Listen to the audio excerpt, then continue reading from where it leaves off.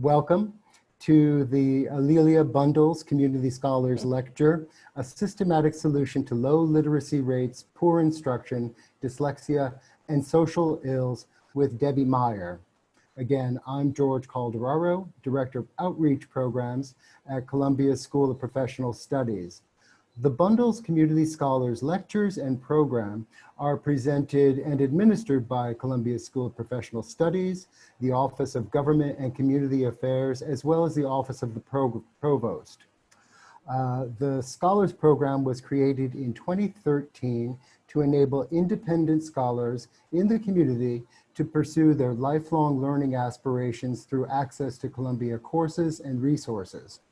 Just last week, the Community Scholars Program was renamed in honor of Columbia Board of Trustees Vice Chair, journalist, writer, and historian Alelia Bundles, a longtime supporter of the program. I'm delighted and proud that Ms. Bundles is able to join us to offer a reflection on the program before Ms. Meyer's talk. Alelia Bundles is the author of 4 biographies to date about the women in her family. On Her Ground, The Life and Times of Madam C.J. Walker, which she began researching while a student at Columbia's Graduate School of Journalism, was named a New York Times notable book and was the inspiration for Self-Made, a 2020 Netflix series which just this Tuesday garnered an Emmy Award nomination for its star Octavia Spencer. Congratulations and welcome, Alelia. Thank you so much, George. And you are right. I am a big fan and supporter of the Community Scholars. The fact that it's been renamed the Bundles Community Scholars is something I'm still getting used to. But I love the fact that we have 32 so far amazing people who already were doing important and incredible research and work in the community and who now are being recognized by Columbia. So it makes Columbia look good to have all of this great work, whether it is art or Black filmmakers, documentary filmmakers, or books that are being written and getting awards, hip hop archival work, all faith communities throughout Harlem. And so we're just really, and I personally am thrilled to see this because like the scholars who are part of the Community Scholars, I'm an independent scholar who is not part of a university, but we know that the intellectual work, the scholarly work that is going on with people who just have a passion and who then need some support and some resources. So it's really my pleasure every time I have any chance to interact with the Community Scholars, and big thanks to Maxine Griffiths and Karen Jewett, who really shepherded it through, and Flores Forbes now, and Shayla Murray in the Office of Government and Community Affairs. And I totally am looking forward to Debbie's presentation because she is exemplary of the kind of important work that's being done. Thank you, Alelia. Now, to our speaker. Debbie Meyer is a founding member of the Dyslexia Plus in Public Schools Task Force. She's a member of the Board of Directors of Women Creating Change and previously served on its Educational Policy Committee as well as Physical Education Task Force. She also serves on the Citizens Committee for Children's Advocacy Council and the Advocates for Children Arise Coalition. Previously, she has led advocacy efforts for Central Park East Schools and served on the boards of directors of College and Community Fellowship and Phys Ed Plus. Her talk tonight will address aspects of her Community Scholars Project about the issues that allow dyslexic students and struggling readers to fail. And so now, please help me virtually welcome Debbie Meyer. Thank you. Thank you so much. I really appreciate that kind introduction, and thank you to all that are here and tuning in. I'm very excited to be here and share what I've been learning in my Bundles Community Scholarship, and also as a parent of a dyslexic kid in New York City. I hope you have a pen and paper nearby. We're going to do some exercises together in a few minutes. But I'm going to start with some questions for you all, and please feel free to react or remark in the chat feature. And as George said, put direct questions in the Q&A feature. My first question is, do you know anyone that won't go to a library or a bookstore to get a book or doesn't order one online? Anybody that simply looks at headlines in a newspaper or flips quickly through a magazine looking at pictures? Maybe somebody that is really nervous to read aloud at a Passover Seder. Do you know any people that seem to read okay, but just can't spell? You've got an email or a text from somebody and just wonder about all the misspellings. You think they're more than typos. Did you know that most things are written at what is considered 8th grade reading level? And nationally, 66% of 8th graders do not read at 8th grade reading level. In New York State, 8th grade, 73% of 8th graders do not read at 8th grade level. I'm here because I, for a long time, didn't understand that the school could not teach my kid to read. I could, however, eventually advocate for him. It took a lot of time and resources. What about those parents, those whose parents don't have time or resources to be effective advocates? These parents have jobs that don't allow so much time off or flexibility during the day, or that they just simply might not be aware that the school's curriculum or lack thereof and not their kid is the issue.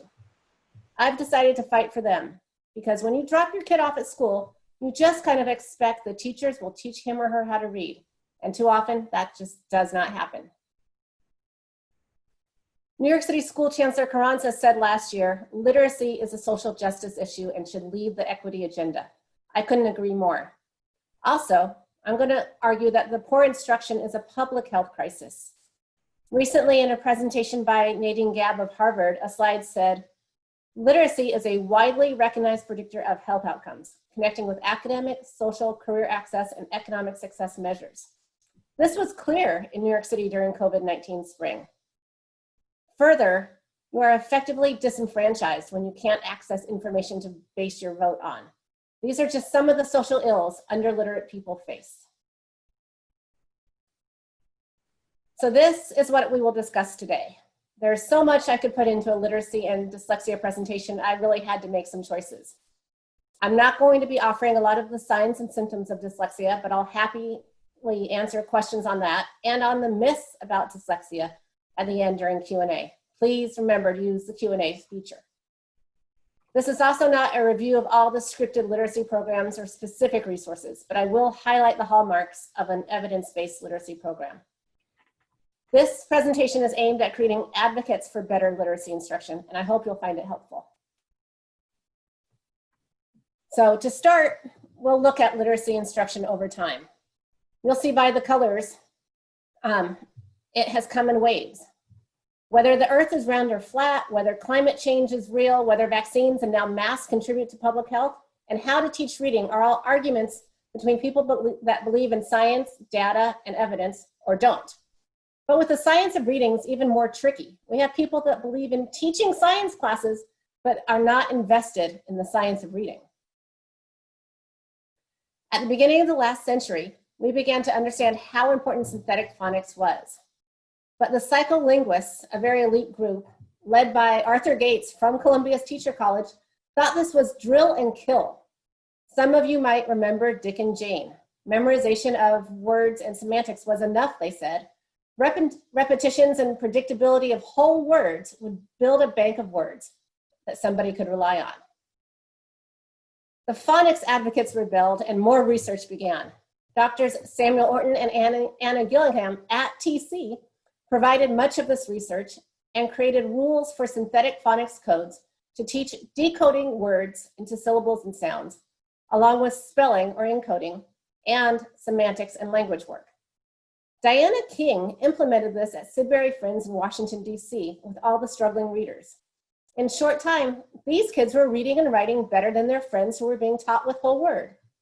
Clearly, we need phonics and semantics, word work and sentence work. But the psycholinguists adjusted and came back with whole language, predictable books, leveled readers, no phonics. Just memorization of words using cues from pictures and other words or asking for help on a word. Then, in the 1990s, when California experienced a really big decline in reading proficiency, Congress called for a national reading panel of experts to examine the best practices in reading instruction.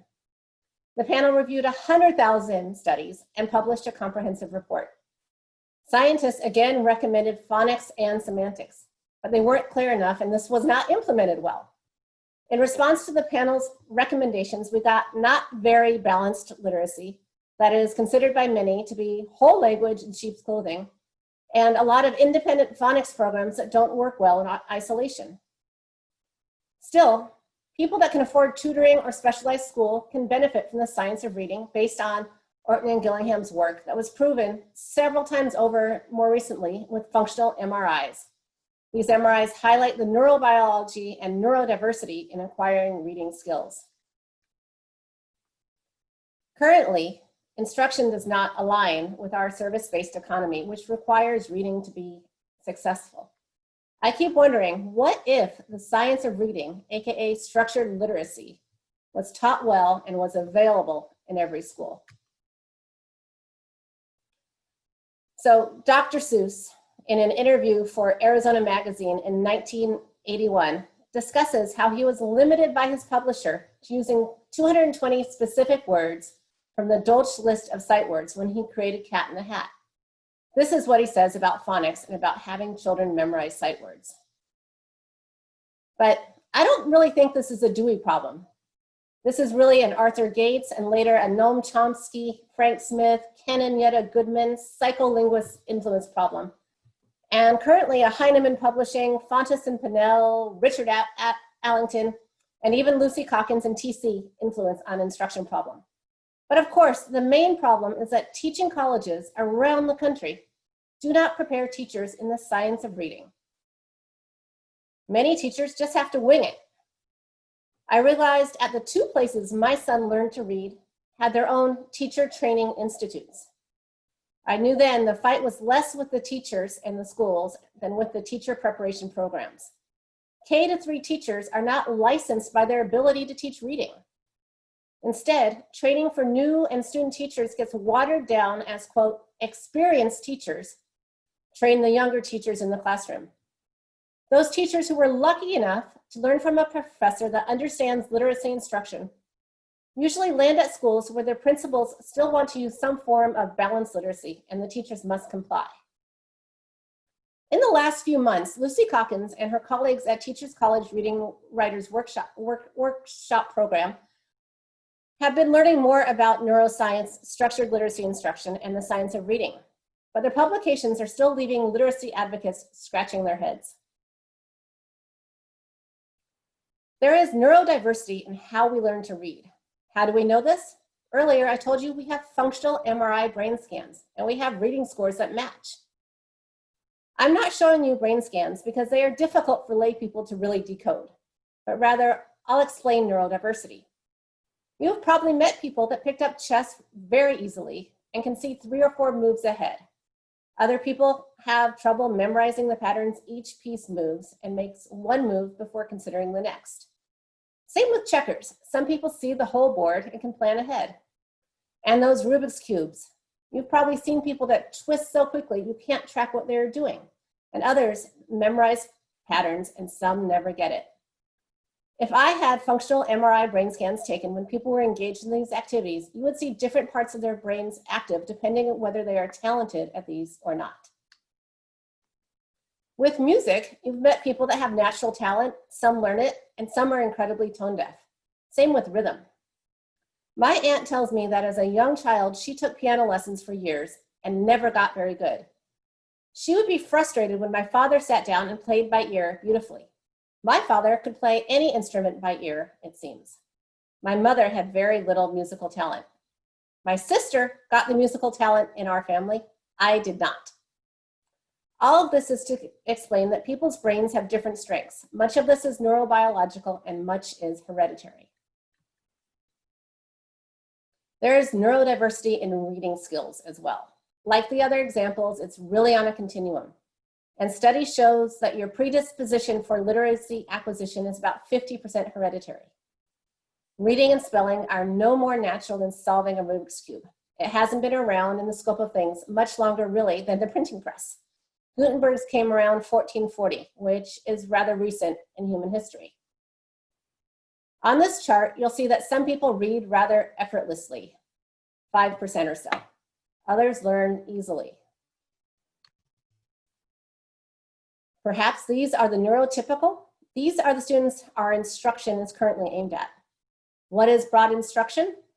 It can be anything that is watered down, invented by teachers with help from Pinterest, good programs delivered poorly, to programs that are simply antithetical to good reading instruction, like Fontes and Pinnell, or the Teachers College Reading and Writing Program. It can even be poorly conceived or delivered in remediation programs. For those in the dark area, need really good instruction, and our literacy scores are evidence that we are not getting really good instruction. We'll talk later about what really good instruction is. These are the dyslexic students. You'll hear different prevalence statistics about dyslexia. Some scientists say 5 to 12%, others say 10 to 15% of the population. Some say it's up to 20% of the population. Most agree that about 80% of all learning disabilities are dyslexia or other language-based learning disabilities. If one parent is dyslexic, there's a 50% chance a child will be as well. But because of generations of poor instruction, learning to read, then, we'll see, is hereditary, social, and educational. I'll pause here for you to look through this infographic a bit longer.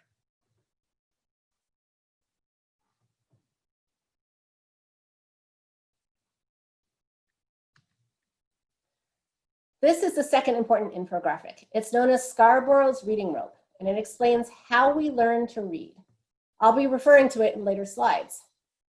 Science tells us that we need word recognition, which begins with phonemes and syllables to build phonological awareness. How many words, or excuse me, how many syllables are in the word silence?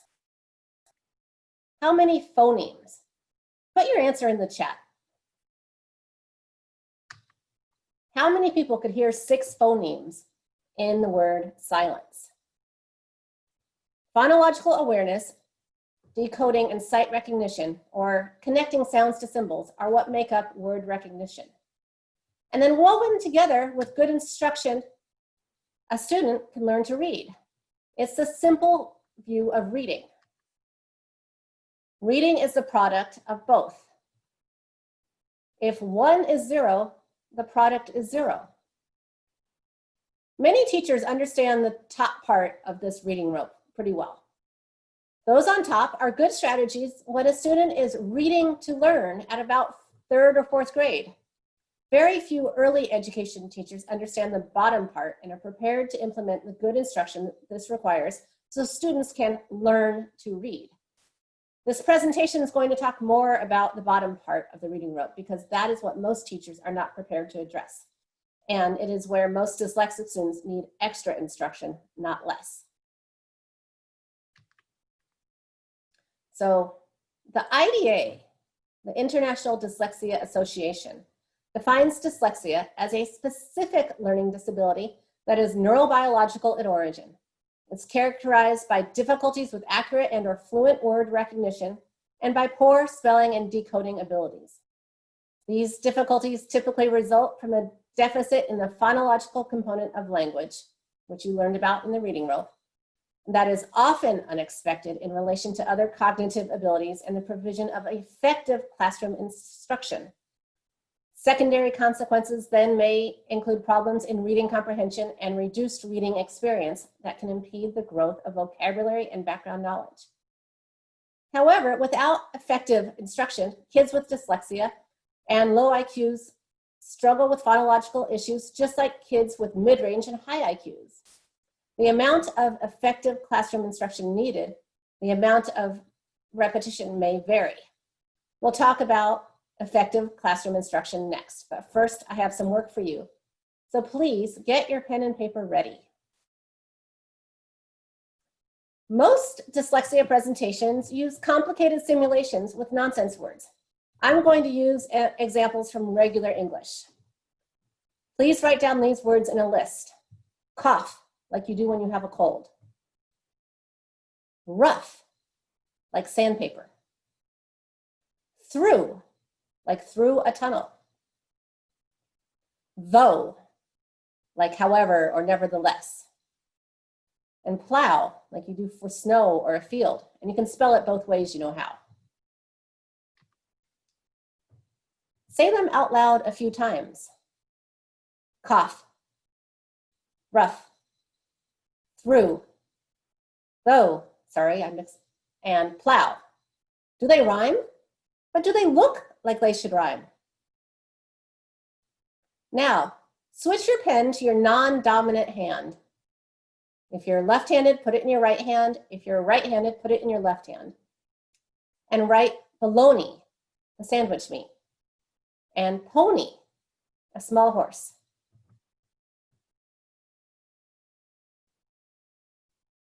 Do they look like they should rhyme?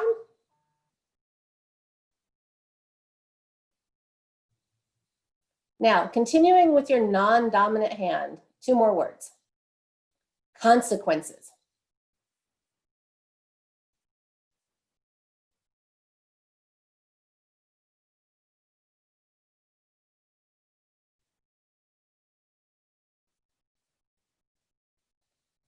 And paradoxes.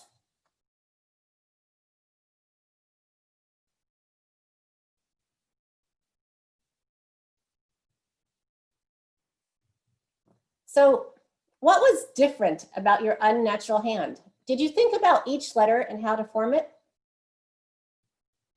All right, we're going to do another list. Use your strong, your good, dominant hand. Here are the words. Aid, like help. Tray, something you would carry things on. Table, where you might set the tray down. Sundae, a treat made of ice cream that might be on the tray. Cake, what else might be on the tray? Prey, what an eagle hunts. Break, what happens when you drop the tray? And 8, the number after 7 and before 9. Aid, tray, table, Sunday, cake, pray, break, 8. What do these words have in common? All right, 5 more words in a new list, please. Lemonade. Sunday, the day of the week where some people go to church. Pray, what some people do at church on Sunday. Break, what a car or a bicycle needs to stop. And 8, what we did to the cake in the Sunday. Lemonade, Sunday, pray, break, 8. Did you know we have so many ways to spell the long A? Did you know about all these homophones we have? All right, one last thing. Please write down these letters in a list. B, lowercase, B, lowercase d, lowercase p, and lowercase q. Are these the same symbols flipped around and upside down?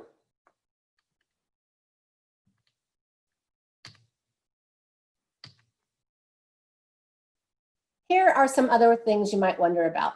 Blood, food, and good. Why don't they rhyme? They used to rhyme. Our language, English, evolved from Old English, a German Saxon-based language. But think about the history of England. The Saxons and the Normans and the Vikings and the Romans all came through, affecting the language. They dropped in new words, they dropped in new terms. The Scottish, the Welsh, and the Irish migrated too. The language sound shifted. It's called the Great Vowel Shift. Some languages have systems to mitigate how vowels shift. We have one little system that I can think of. We have and an. We say an egg and an honor because a egg or a honor is very hard to say. Words before and after words change the sounds of other words. Good, food, and blood rhymed when the scribes decided how to spell them. And Gutenberg created the printing press and codified how we spell words, but sounds continued to change. I have another question for you. Put your guess in the chat. Why is 2, the number 2, spelled with a W? The exercises we just did demonstrate that sometimes our language symbols are 1, 2, 3, or 4 or more letters. And the same symbol can have many sounds. Different symbols can have the same sounds. And some symbols look a lot alike. This is a lot for pre-K, K, first and second grade. After all, what happens if you flip a chair around or upside down? It's still a chair. When a young child is beginning to recognize letters and their sounds, they might remember that the letter is a ball and stick letter. They might not remember which one. Kids need to learn things in a systematic way, and mastery is essential. For example, we should not expect students to learn all the ways to make the long A sound right away. This is clearly overwhelming. Students should learn some common ways, such as vowel consonant E, like the word cake, or break, car brakes, or lemonade. They will learn the vowel team AI comes at the beginning or middle of a word, such as an aid and sail. At the same time, they can learn that AY says long A at the end of a word, like tray or pray like we do at houses of worship. Other more difficult spellings of long A are introduced and supported as they come up in reading, but not explicitly taught early on. An example would be the number 8. So dyslexia can be even more complicated. Double deficit dyslexia adds more to the mix. It's even harder for such kids to learn to read, but with intense instruction, they can. Often, mnemonic devices help. Will some of the dyslexia specialists on this webinar add their favorite mnemonic devices to the chat? With good instruction and accommodations, double deficit dyslexia kids can become active citizens. Dyslexia can be comorbid with other conditions. Dysgraphia, trouble with writing and organizing thoughts on paper, is addressed often with dyslexia. Dyscalculia is addressed with direct instruction and multisensory practice in math. Executive function issues are often addressed with good planning and organizational systems taught with direct instruction.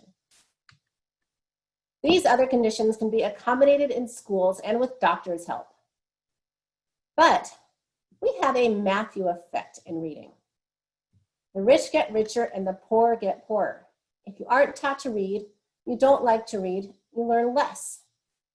When you are not a good reader and you disconnect from school, drop out, who is your community? We've already discussed that learning to read is about 50% hereditary. People have asked me if I think our poor literacy instruction is part of the new Jim Crow. I'm still not sure if it is that nefarious. Others do think so, but it clearly has the same results. The Annie E. Casey Kids Count report was just recently released. If these middle class and wealthy kids didn't have access to tutors in specialized schools, or parents that have the time and resources to advocate for them, would they score as high? Still, the scores are low. If people that can read also didn't have the best access to college and careers, would their communities be filled with people that read more easily and with less instruction or tutors or specialized schools? The Matthew effect goes both ways.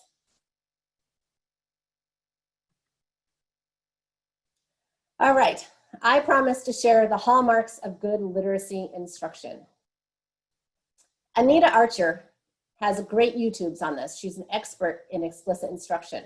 She explains it as I do, we do, you do, or I do, we do, we do, we do, you do, practice, practice, practice. We also should explicitly teach reading and spelling together, decoding and encoding. Good instruction is diagnostic. What are the students not getting or the teachers not teaching? It's synthetic, like math. addition before multiplication. I'm sorry, it's systematic like math, addition before multiplication. It's synthetic, and synthetic phonics are how sounds are built. Analytic phonics take words apart. It's used with fidelity, not what interests the kids today. Examples within fidelity should interest the kids and keep them engaged. And it depends on mastery. We may need to circle back and remaster something, but not skip ahead. In music or sports, you don't skip ahead until you master the skills you need. If you don't know a chord and you can't play the song that requires it, you can't play it. You don't throw small balls at a kid in early phys ed. You start with something like scarves and then rolling big balls, throwing medium softer balls, and then tennis balls and baseballs. You scaffold the instruction and work on mastery, or somebody gets frustrated or worse, hurt. This instruction is not delivered once or twice a week. Remediation can't be shortchanged, especially if a student is far behind, and especially when there's contrary instruction happening in ELA class, which I'll discuss shortly. You will see how this echoes the reading rope. We look at 5 pillars of reading and offer support. Not phonics only. Phonics are necessary, but not sufficient. People that try to advocate for good instruction are often called phonics advocates, but they aren't. They are looking at good instruction. I can't emphasize enough, though, how important background knowledge is and why remediation should never be timed during social studies, science, art, or phys ed. You might have heard of the baseball study. 2 groups of students were divided by their reading level and asked to read a passage on baseball. They were also given a quiz on baseball knowledge to determine how much background knowledge they had about baseball. The weak readers with strong baseball knowledge still did better on the passage than the stronger readers did. Even the stronger readers did not have either enough decoding strategies to figure out the words they did not recognize and couldn't connect the dots with all the unfamiliar semantics. Teaching sounds before letter names helps with phonemic awareness and phonological awareness. Decodable texts and multisensory practice will reinforce phonics.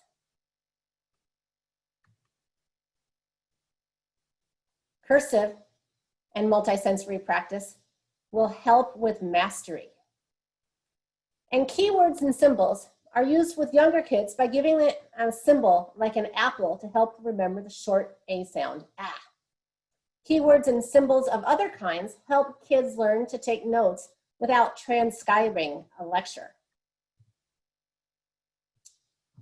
Now I'll compare what is happening in many schools and what ought to happen. We know if you have dyslexia or you grow up in a household where you aren't exposed to much language, you won't arrive at kindergarten with good phonemic awareness or phonological awareness. It needs to be taught.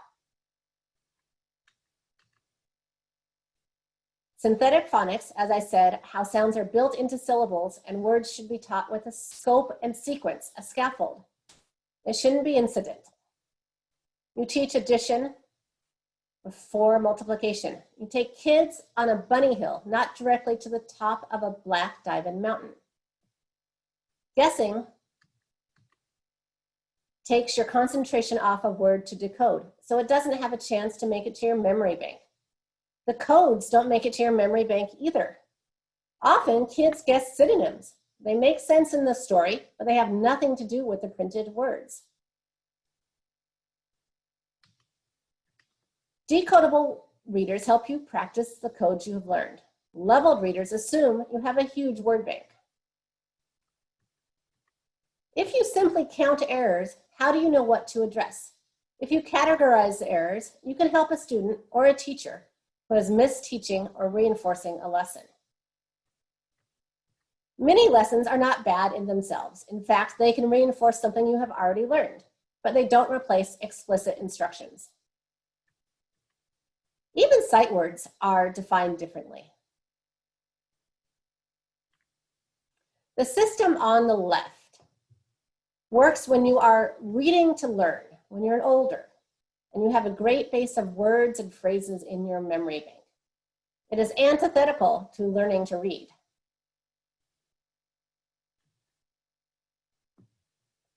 Earlier, I had you spell paradoxes and consequences so they would be on your mind. The brain is most plastic in the early years. It takes twice as long to remediate a fourth grader as it does to teach a first grader. Why do we wait so long to remediate kids?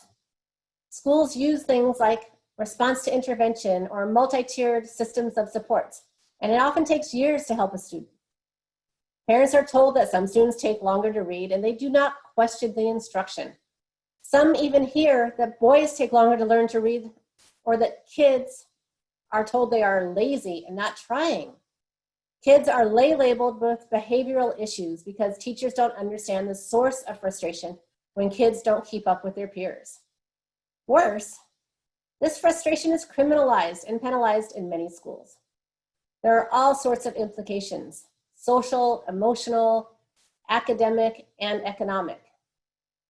But several screeners exist, even those that a preschool teacher or doctor's office could use to determine risk for dyslexia and hopefully drive better instruction early.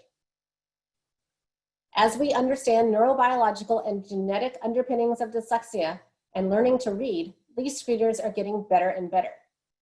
We still have to fight for the kids who are simply getting poor instruction, whether or not they are neurobiologically dyslexic. Instead, kids get left back in kindergarten, and they're taught the same thing again and again, as if it will work the second time around.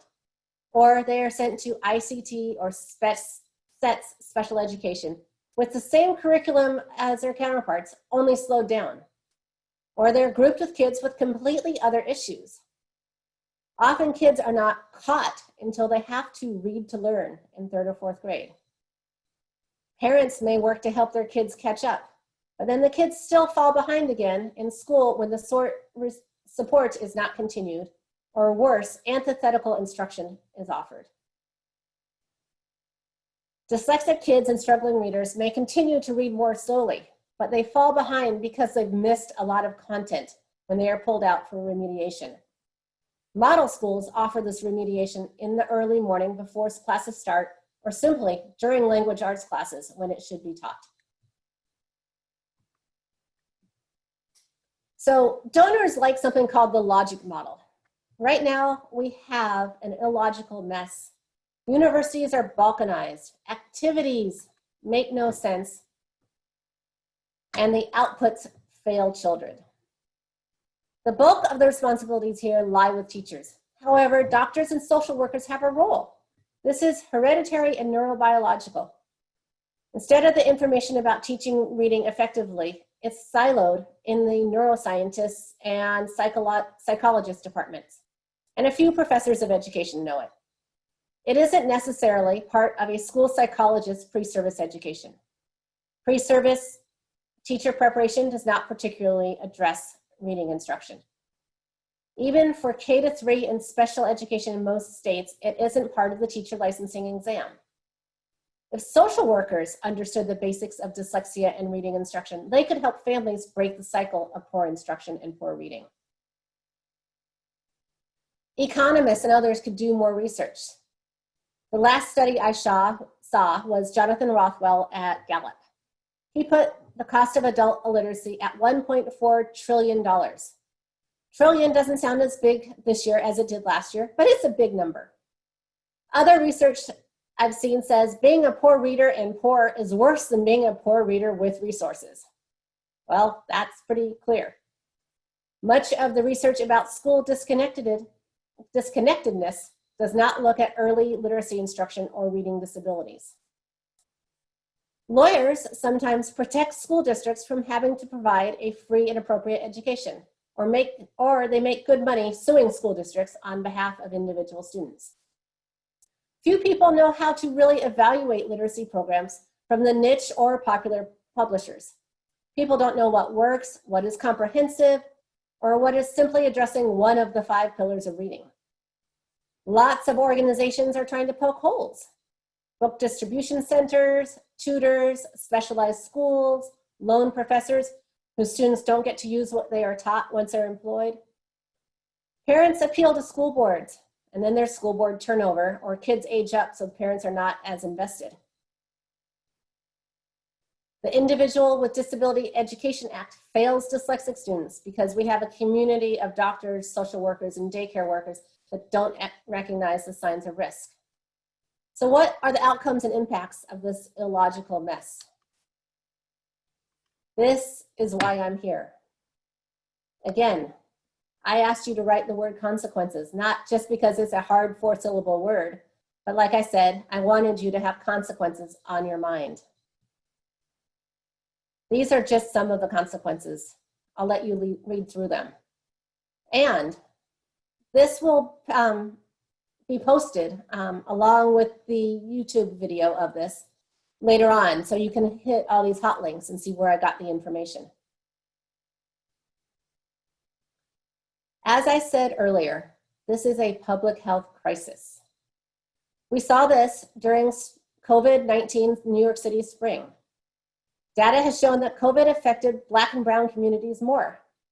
As people dug into the data, they saw it wasn't just comorbid conditions. It was education and career options that affected our Black and brown communities, exposing them to the highly contagious coronavirus. If you weren't taught to read well, what options do you have? Are you not earning enough to fully support a nuclear family and you're living with multiple generations? Are you working a frontline job in a grocery store or a low-paying job in a city hospital? People that cannot read well are really quite disenfranchised. For instance, in New York State, our ballot initiatives are not only complicated language. If you get help to understand them before going into the voting booth, you will find ballot initiative 2 directly under ballot initiative 1. You'll find ballot initiative 3 to the right of 1. That's more like Chinese, Japanese, or Korean. English is read left to right, not top to bottom. So what's the impact?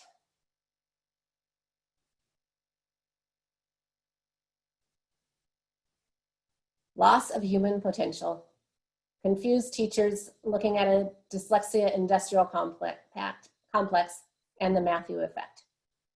Let's look at what we can do instead. What could happen if we de-balkanized the university and brought the knowledge of neuroscience and poor instruction to the business school, law school, and colleges of medicine, social work, and of course, education? What kind of activities could cross-pollinate the resources? Could we build the resources we need to change education policy and education so that all K-3 teachers and all special education teachers understand the science of reading? We'll need help with careful change management. We need to respect the teachers that have been trying all these years but never had the background or latitude to teach reading well. Telling people they have been doing something wrong for 20 years is hard, and we must be thoughtful. What outputs would lead to good outcomes? What would the impact be?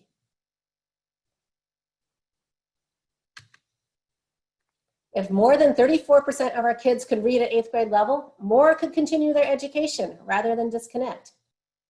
We could simply look at how reading scores change. Schools that use good structured literacy program have data. Mississippi changed their whole curriculum and trained all their teachers in structured literacy. They were the only state that improved in reading scores last year. Success Academy in New York, which we will recognize it has many other problems, uses structured literacy and offers extra phonics support in 1st and 2nd grade in the mornings before school. They have 94% of kids proficient in reading.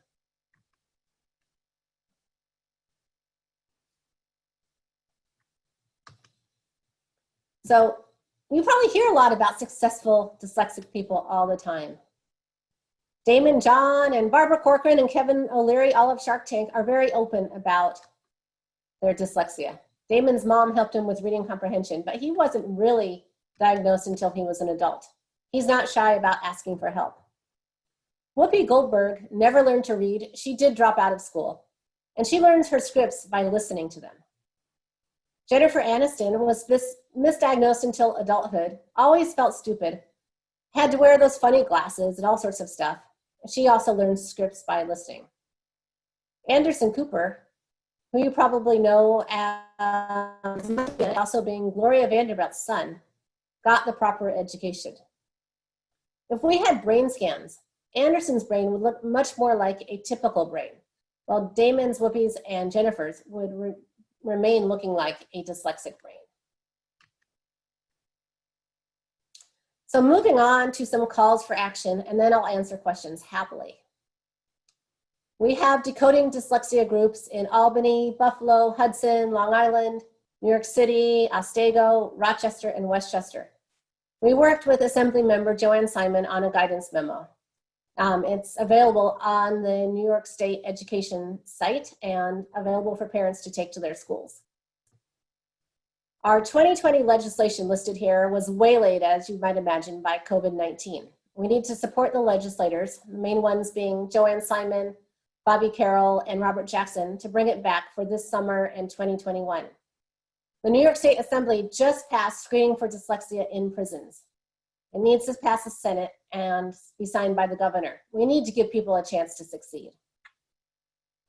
But as you've probably gathered, in my opinion, what might be best is drastic teacher licensing and teacher college or alternative prep programs accreditation considerations. We could make sure every principal, K-3 teacher, and every special education understood structured literacy. Here in New York City, we are beginning to create a new culture for the science of reading with the Universal Literacy Program. It trains and places literacy coaches in schools for K to second grade. It's been training principals and superintendents. Let's work to grow it, grow what we've started, and make it stronger. Our union has trained teachers, and we call them IEP teachers, in the Orton-Gillingham approach. Let's grow this program so kids that miss the ULIT program also have a path for literacy. And let's support the new schools that will model good literacy programs. And right now, clearly, if it wasn't a student funding issue, what if remote education just brought the kids that need expertise, regardless of their district or zone? We could figure that out if there were political will. This is the organization I would like to build at a university. After we conquer the literacy crisis, we could take on other issues that need such cross-pollination and help across university departments and schools.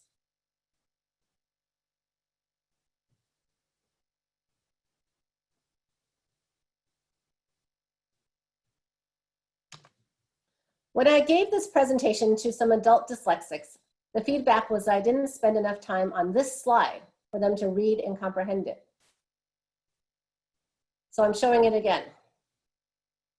How many people would prefer I read the slide out loud? Please just put that in the chat.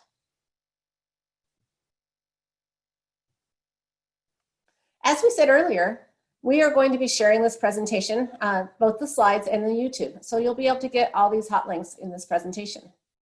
I also wanted to share some books that I've read as an advocate for my child and for other people's children. The Shaywitz book is the oldest book, and it's been recently updated. Her work focuses on the creative and dyslexic community. We know not all dyslexic people are creative or charming. Some, in fact, are introverted. Some are good athletes. They aren't all successful, creative entrepreneurs. Wolf has a longer view, as the title suggests, and it really helps you understand the evolution and science of reading. Seidenberg's book is the newest, and he updates us with the newest science, and he's more inclusive about how to identify dyslexia, and he's more inclusive about the diversity of IQs within the dyslexic community. He has a lot of great recommendations about what we can do. This is how you can find me. My email address, my blogs, the Decoding Dyslexia New York City website. And on the right side are all my favorite online links. There are TEDx's, there's blogs, There's just some good, easy to read things about dyslexia. So I hope you enjoy them. And to end this presentation, you saw this slide before at the beginning. The boy on my left is my son. We thought we won the lottery when he got into public progressive school. There, he learned a lot of content, but skills were a byproduct. He was still reading at first or second grade level when we pulled him out and got him into the Windward School for kids with dyslexia at 5th grade. At Windward, he learned a lot of skills, but he was so far behind, content was a byproduct. Now, he is at one of New York City's screen schools, Bard High School Early College. We're really proud of him. On the right is our friend Amir Baraka. He never learned to read in school. He couldn't do his homework. He got disconnected and dropped out of high school. He didn't have a whole lot of options. He ended up in prison. In prison, he learned he was probably dyslexic. After he was released, he was diagnosed and taught to read. You might have seen Amir on TV. He's been in an Emmy-nominated television show now. Both of them are advocates. Thank you very much. I look forward to all your questions. Thank you, Debbie. That was very informative, especially for the lay people among us, myself included. You had asked about reading the slide aloud, and in the chat, there was a resounding call to read that slide aloud. Do you have it accessible now to read it? Just, I don't want to lose that train of thought. Okay, so what did Dr. Seuss say? That was due to the Dewey Revolt in the 20s, in which they threw out phonics and went to word recognition, as if you're reading Chinese pictographs instead of blending sounds of different letters. I think killing phonics was one of the greatest causes of illiteracy in this country. And like I said, Dewey was much more complicated than that, and it came from the psycholinguists, not from Dewey. Okay. Thank you. Now I'll jump into the questions. The first one, I agree on that background knowledge is crucial.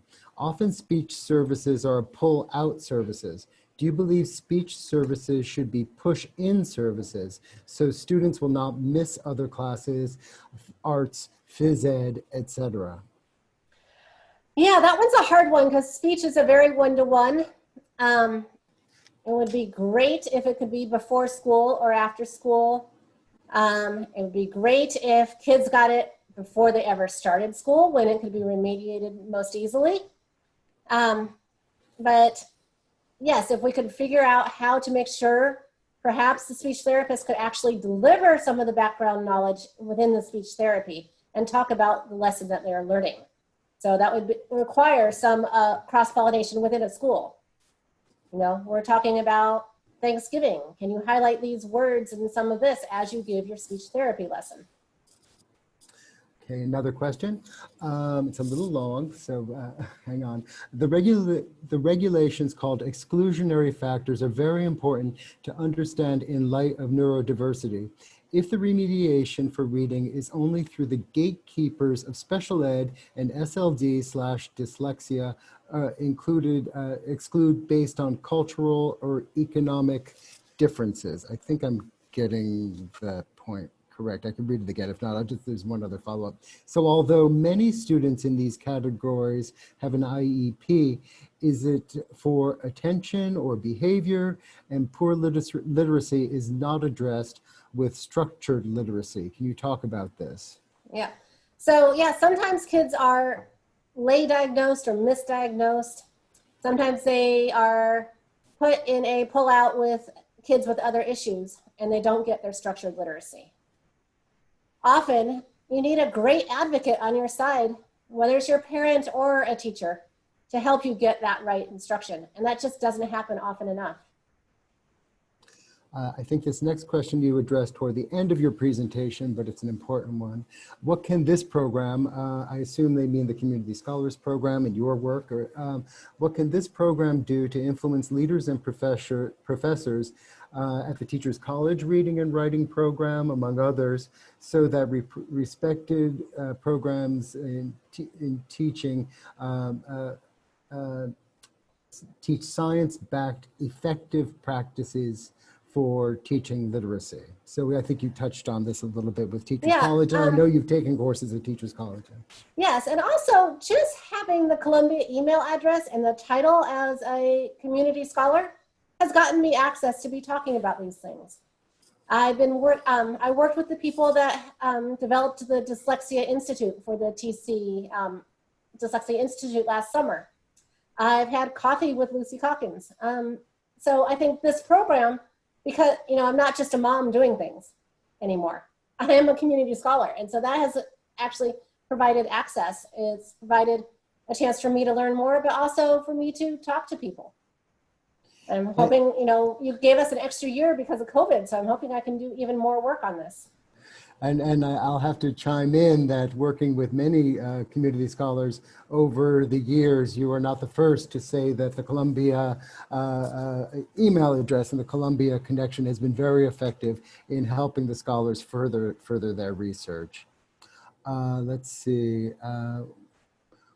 What will the screening bill for prisons do if there's not any type of instruction attached to it? Are you familiar with the screening bill? I am. There's, you know, Albany has no money, but at least it's going to give the people who are defined dyslexic a chance to advocate for themselves. One time, so I've been doing presentations like this with teachers and with other people all around. And I was on a panel, actually it was a mental health panel. Before me was a woman who had survived some domestic violence issues and had been dropped out of high school, had been in one codependent relationship to another. And she had just gotten to community college. She was in her 40s and she had a kid. And then I started talking about dyslexia and how it is connected to mental health, because you can get depressed or anxious when you can't do these things. And the other woman asked if she could interrupt me. And I said, sure. It turns out her GED instructor had been at a panel where I had talked and had thought maybe she was dyslexic and got her an evaluation and a tutor. So, you know, having the information to advocate, having that label is some power.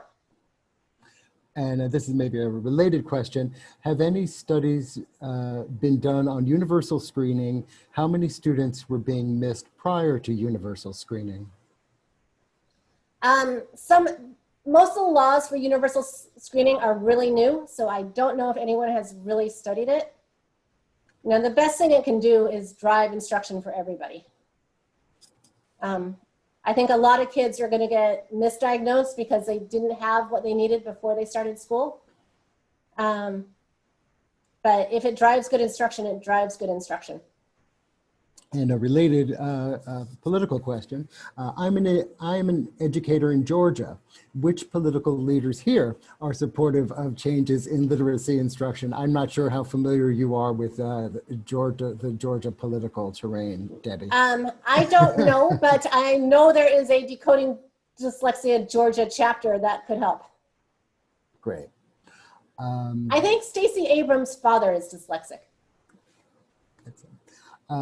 What do you suggest for advocating for more instructional time for special education and dyslexia? Say that again, please. What do you suggest for advocating for more instructional time for special education and dyslexia? Yeah, I do think you need more than, you know, a half-hour pullout. I think these pullouts should happen during language arts. And if you need even more, they should happen before school. So I think, you know, you shouldn't have antithetical instruction and then a pullout during social studies trying to reconcile what you just got wrong and what you got right. You should get your good instruction during language arts. And if you need extra, it should happen before school. If you really have to make a choice, perhaps the after-school program has a great art program and you can get pulled out of art too. Something like that, just to make sure that you're getting your background knowledge as well as your good instruction. And now a very practical, political question. Do you have any insights as to whether the bills in Congress related to getting structured multisensory programs for dyslexics will pass and the time frame? I'm a parent, wish that the process of getting a structured, explicit program for a child was straightforward, clearer, fair. Sorry if you already said this, but I missed it. There's not much from our Congress and our National Department of Education. Before Arnie Duncan left, he put out a guidance memo that people could use dyslexia in their IEPs. And there is some work on dyslexia in the federal bill. And if Dr. Cassidy is on this, she can say more in the chat. There is some work for screening federal prisoners for dyslexia as well. And so that puts into federal law a definition of dyslexia. As we think about literacy as a social justice and equity issue, what steps can local educational leaders take to address this better? They can learn more about it. I think it would be great if someone could index, it depends how big your school system is. In New York, we have 1,800 schools. It's a big system. But really maybe indexing what kind of literacy programs different schools or different classrooms have, so they have some data to argue with. So if they could index the program and look at the reading scores. I am not an opt-out person. I think we need the data to make the arguments. But you know, they could go in and make sure that the literacy program is actually shown, you know, on the school's website. We use this. Our teachers are trained in this. They get this kind of professional development. And then they'll know 2 hours of Orton Gillingham isn't enough. You really need 10 days.